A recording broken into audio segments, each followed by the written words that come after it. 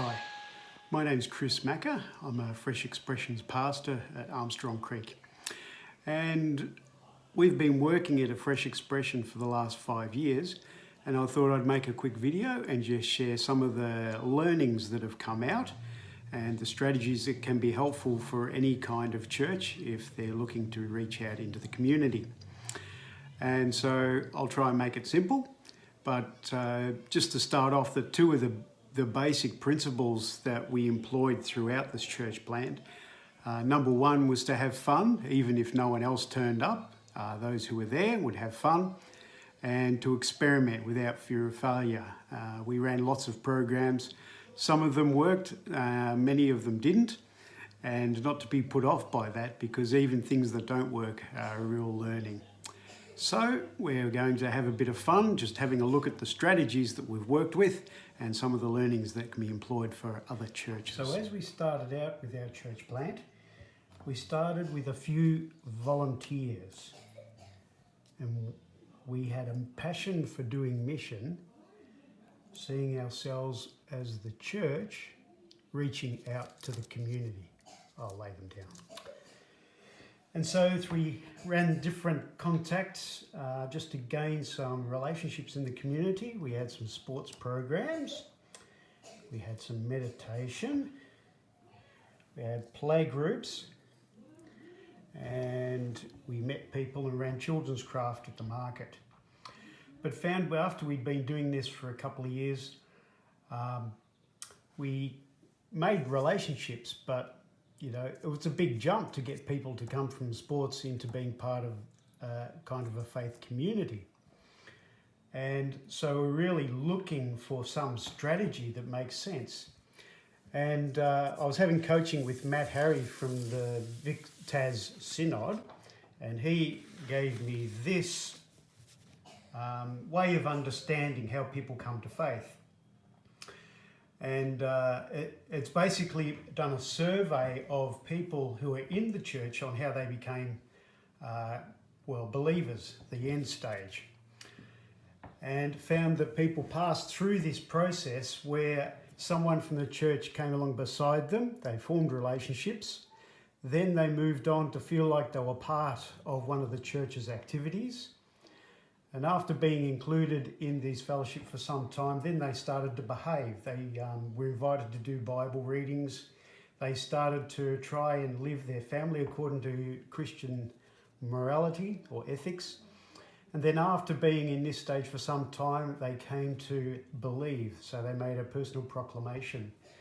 And you see the difference between these two models, that this one is asking people to jump from a very beginning up to the very end, and finding that the natural process is this for people.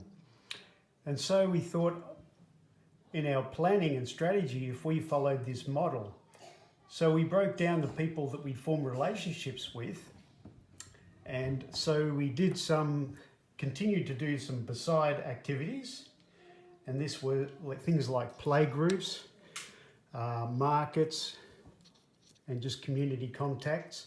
And we formed relationships, and then we'd get people's details and just, chase up on them, invite them to different things and see how they were going with life. Then after some time, some people in the play group decided they felt like a sense of belonging, like it was their play group. And so some people from this beside activity in the play group came to feel belonging in the play group. Now, some other people who joined us, who already had faith but were looking for a way to engage with mission, became instant members, just jumped right in here. And they became part of the faith community. Now, others who had been part and they felt a sense of belonging, then we invited them to some picnics. So we brought along the people from this category, and we sat down and had picnics in the park and invited the people from the playgroup to come along who felt like they belonged. And then the idea is to then create activities that they can engage in to move into S.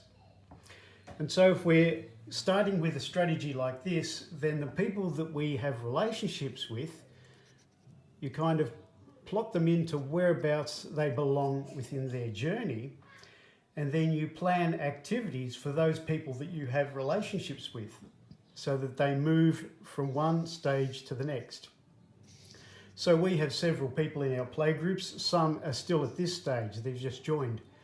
Others who sense a belonging and a sense of ownership of the playgroup and a real connection with us as the faith community. But during recently we had the Operation Christmas Child, the Pack a Shoebox program. So we invited a few people from the playgroups along and saying, would you like to engage in doing this as part of expressing our Christian belief in doing good? And so some people have taken that on.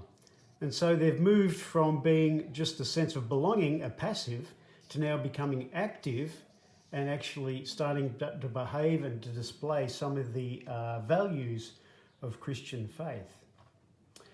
And so this is how we're starting to work now, and finding that it's a much more fruitful way to approach doing mission and doing exploring faith in the community. So we started off, if you remember, with just a group of people. I think we had about 5 in this category at the bottom. And that was it. And then as people came in, these people dropped out. So at the end of about 3 years, then we still had the same number of people engaged in here, but they were different people from the community we were aiming for.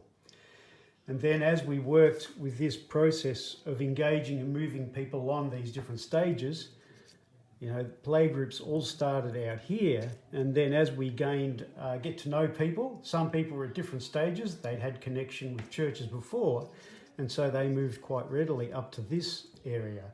Some still staying up here, and they drop in and out, but you still maintain that relationship over social media. So you can see that changing a strategy makes the whole process seem less intimidating and almost achievable. And as we break it down into these different areas, we can think about what we want to do and where we want to move people, and it makes it much easier to come up with activities and what kind of things that our church should be running to attract the people and move them on from group to group. And so the effect was that from 2020 to 2021, we experienced growth in some of these areas and then a decline in others as people moved from group to group. But overall, probably around a 44% growth rate with people coming into the different stages and coming into hopefully up to the very end over the next few years. And this does take years. It's a long process. Relationships doesn't happen overnight. So I hope this is helpful in thinking, and if you think about the ordinary church environment, traditional churches, we have mainly music programs, we have messy church, and we can think in terms of this strategy with the people that we make contact in those settings. So messy church is really in the belonging and behaving areas, and we could come up with a home Bible study to invite people to where they feel relaxed for the young families, and then they can start to explore that faith aspect as well. So it's just about creating the activities for the people that we have contact with. So the beside stage, it's always doing community and making those contacts and then following them up again. So it's you have to be persistent. So I hope this little summary is helpful. Thank you.